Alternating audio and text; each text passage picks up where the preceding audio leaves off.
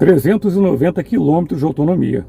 Esse vídeo vai trazer informações muito contraditórias e muito informativas também. Acho que vale a pena você ficar até o final dele, ou fica a seu critério, rolar para o Instagram e ficar passando rios. A decisão é sua. Pessoal, boa noite. Estou chegando de viagem agora e muitas pessoas me pediram para eu falar sobre a autonomia do carro. Então tem aqui 340 km percorridos. A velocidade média de 22 km por hora foi porque eu cheguei nessa cidade agora, e essa cidade aqui, devido ser litoral, trânsito muito intenso de pessoas viajando por conta do final de ano. Então são correspondentes aos últimos 50 por hora, perdão, dos últimos 50 quilômetros, que foi o trecho de cidade até chegar aqui. Aqui ainda me restou 54 quilômetros de Ranger. Então, se eu somar esses 54 quilômetros com os 340 percorridos, eu teria aí um pouco mais de 390 quilômetros, ok? Quando a bateria chegou aqui a 20%, eu ativei um recurso aqui, modo super economia, que eu fiquei com medo de talvez não conseguisse chegar aqui até essa casa, então eu ativei isso. E vocês veem aqui que ainda tem 12% de bateria. Amanhã eu volto, agora eu preciso descansar, já são 11 horas e 19 minutos, mas amanhã eu vou estar dando informações para vocês bem fidedignas de como eu consegui essa autonomia. Até! Oi pessoal, dando continuidade aqui no meu vídeo, eu acabei de colocar ele para carregar, porque ontem à noite eu esqueci de fazê-lo, estava bastante cansado. E eu percebi que a minha CNH, o toxicológico da minha CNH venceu. E eu estou correndo o risco aqui de uma multa de R$ 1.500 mais apreensão da CNH. Então vou ter que viajar daqui a pouquinho novamente para provar ao governo que eu não uso drogas, fazer a coleta ali do material e poder estar voltando para cá. Daqui a pouco eu volto e dou continuidade ao vídeo.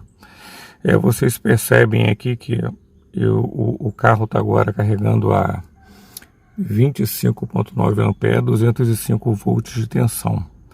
Está dando ali 6 horas e 54 minutos. Eu não preciso aguardar tudo isso para poder fazer essa viagem de 80 a 90 km que eu preciso fazer agora. Mas como está cedinho, 5h40, eu acredito que 6h30, 7 horas da manhã o sol já vai estar pleno sobre os painéis solares, e esse tempo aqui vai reduzir, porque vai com certeza entrar uma tensão aqui de 220 volts com auxílio aqui dos painéis. Você pode ajudar o pequeno criador de conteúdo, por favor? Leva menos de 1 segundo no celular e 5 segundos com o controle da TV. Me ajude também a chegar a 1.000 inscritos. Obrigado. Eu preciso salientar para vocês a exata condição de como essa viagem foi feita.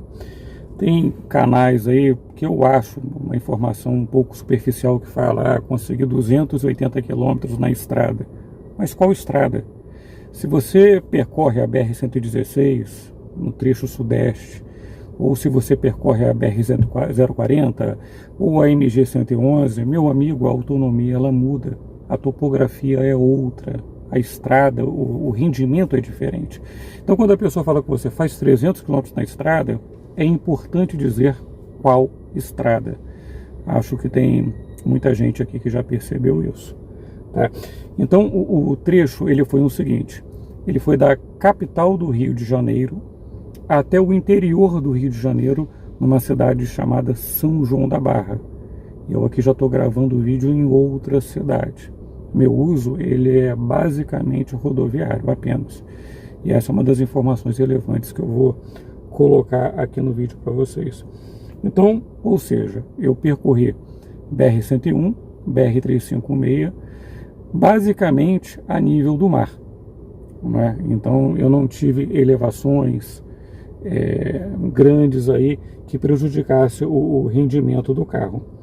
Dos 340 quilômetros percorridos até chegar a 12% de bateria, cerca de 200 quilômetros foram em pista duplicada. E devido às grandes retenções de final de ano e com foco na economia, a velocidade máxima foi de 90 km por hora. Isso máxima, tá, gente? Os pneus foram calibrados a 35 libras para menor atrito, já que o asfalto de estrada predominantemente pedagiada, ele é melhor, não é? Na maioria do trecho foram apenas 2 pessoas, e quando o ar era utilizado estava sempre no mínimo, o suficiente para não suar. Gente, o ar independente, agora eu estou com o ar ligado aqui, independente do clima, eu geralmente uso ar condicionado no mínimo pelo seguinte: lá em 2000 eu tinha uma Santana Quantum, e o ar condicionado eu sempre usava ele no talo, no máximo que ele poderia dar ali. E eu precisei na época parar numa cidade chamada Conceição de Macabu. E quando eu parei nessa cidade e abri a porta, meu amigo, o músculo aqui da minha face começou a puxar, eu senti uma dor tremenda, tive quase uma paralisia facial por conta disso. E isso foi há 25 anos atrás, né? Eu tinha muito mais disposição física e de saúde do que eu tenho hoje. Então, tomem cuidado com isso. Correto mesmo é você diminuir o ar-condicionado, né, quando você for chegando ao local e abrindo os vidros um pouco, mas nem sempre você lembra disso. Então eu uso o ar aqui no mínimo possível, o suficiente só para eu não suar, já economizo bateria com isso e não tenho problema de choque térmico quando eu abro aqui a porta. A condução, gente, foi feita com paz no coração. Eu pausei em 2 cidades, eu dormi em 2 cidades, tá? Quando eu digo, gente, com paz no coração, eu quero que você imagine da seguinte forma: uma viagem ao som do Milton Nascimento, ao invés do Nirvana. Acredite, até isso interfere na autonomia, meu amigo. Por já conduzir há muitos anos na estrada, tanto carro pequeno quanto caminhão e assim por diante, o que eu percebi? Às vezes você percorre a 110 por hora e às vezes você percorre a 90 por hora. A diferença ela é mínima, para não dizer nula. Eu tenho colegas que andam o mesmo trecho comigo, às vezes num trabalho que a gente tem que executar juntos, e ele sempre pisa 110, 120, e eu ali, no máximo 90 por hora. E quando eu chego na cidade, eu estou vendo ele no sinal parado lá na frente, ou num pare e siga, ou numa praça de pedágio. No final das contas, gente, não faz tanta diferença, tá? Enfim, vou dar continuidade aqui ao vídeo. Como eu priorizei a autonomia, eu usei muito pouco o ADAS. Eu vi alguns relatos na China que quando você utiliza o recurso ADAS, a autonomia ela reduz. E esse ADAS, para mim, foi uma decepção muito grande. Eu vou dizer por quê. Porque algumas pessoas têm me questionado isso no vídeo por conta de uma menção anterior que eu havia feito, ou por que eu preferi o piloto automático. Esse ADAS, ele faz o seguinte: às vezes você está ali setado a 90 km por hora, e você pega uma curva um pouquinho fechada, mas eu já estou acostumado a fazer aquela curva ali a minha vida toda, passando por ali. E quando você chega nessa curva, gente, o carro ele chega a reduzir a 65, 70 por hora. O coleguinha que vem atrás, ele não espera que você vai reduzir tanto numa curva e o acidente acontece. É perigoso. E eu perdi praticamente o prazer de utilizar o ADAS só por conta disso, porque meu uso é predominantemente o rodoviário. Aí o que acontece? Quando eu chegar numa curva, eu tenho que acelerar. E uma pessoa comentou assim: pô, cara, você é chato, você tem preguiça de acelerar numa curva. Não é isso, gente. Quando você passa numa estrada ali diversas vezes, o que acontece? Você entra no automático. É o seu inconsciente que está conduzindo o carro. Você já sabe onde está o radar, você já sabe onde está a praça de pedágio. Você está tão no modo piloto automático mental que você nem percebe as cidades que você passou, de tão natural que é aquele movimento, daquele trânsito, daquela cidade ali, daquele percurso para você. Então, o que acontece? Você está aqui viajando, pensando aqui no seu trabalho, nas coisas que você tem que fazer amanhã, nas coisas que você fez hoje, qual o saldo disso tudo. Você, gente, não vai lembrar de estar acelerando numa curva porque o piloto automático junto ao ADAS vai ter ali um movimento de frear o carro, de reduzir a velocidade. Você não vai lembrar disso, porque a tua cabeça já está fluindo em vários outros assuntos. Ainda mais para mim, que pego estrada de moto, pego estrada aqui com Dili, pego estrada de caminhão, pego estrada com uma van eventualmente, e por aí vai. Você não vai lembrar que no Dili, com o recurso de ADAS, você tem que entrar naquela curva ali, pisando no acelerador para o carro não reduzir sozinho e causar um acidente, uma colisão traseira. Eu espero que com isso eu tenha respondido para vocês aí o porquê a minha decepção com o ADAS. Na minha opinião pessoal, esse carro não me serve para a cidade. Até mesmo porque eu não tenho dinheiro sobrando para investir mais de 100 mil em um carro 100% urbano, como tantos canais insistem em categorizar. Considerando que a média brasileira é percorrer até 1.000 km no mês, o que dá 33 km ao dia, eu pegaria 120 dos 135 mil investidos aqui nesse carro e compraria um autopropelido X12. Não me importaria com multa, IPVA, seguro.